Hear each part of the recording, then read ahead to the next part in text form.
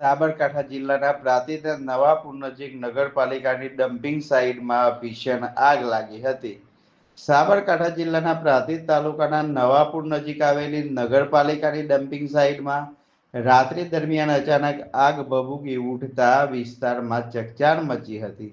કચરાના ઢગલામાં લાગેલી આગ પવનના કારણે ઝડપથી ફેલાતા ધુમાડાના ગોટે ગોટ ઉડ્યા હતા. ધુમાડાના ગોટેગોટ આકાશમાં છવાઈ ગયા હતા, જેના કારણે આસપાસના રહેવાસીઓમાં ભયનો માહોલ સર્જાયો હતો.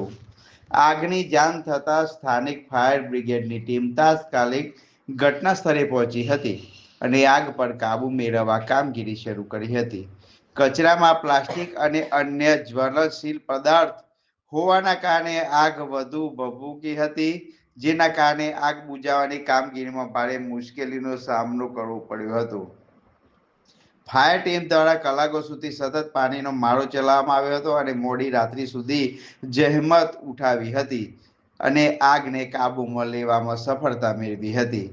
ઘટનામાં કોઈ જાનહાનિ થયાની માહિતી સામે આવી નથી, પરંતુ આગના કારણે ભારે પ્રમાણમાં ધુમાડો ફેલાતા પ્રદૂષણમાં વધારો થયો હોવાનું સ્થાનિકો જણાવી રહ્યા હતા.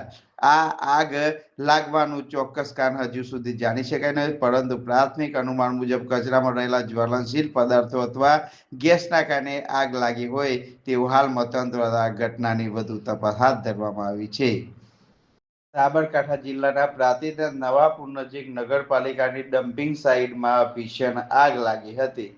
સાબરકાંઠા જિલ્લાના પ્રાંતિજ તાલુકાના નવાપુર નજીક આવેલી નગરપાલિકાની ડમ્પિંગ સાઇટમાં રાત્રિ દરમિયાન અચાનક આગ ભભૂકી ઉઠતા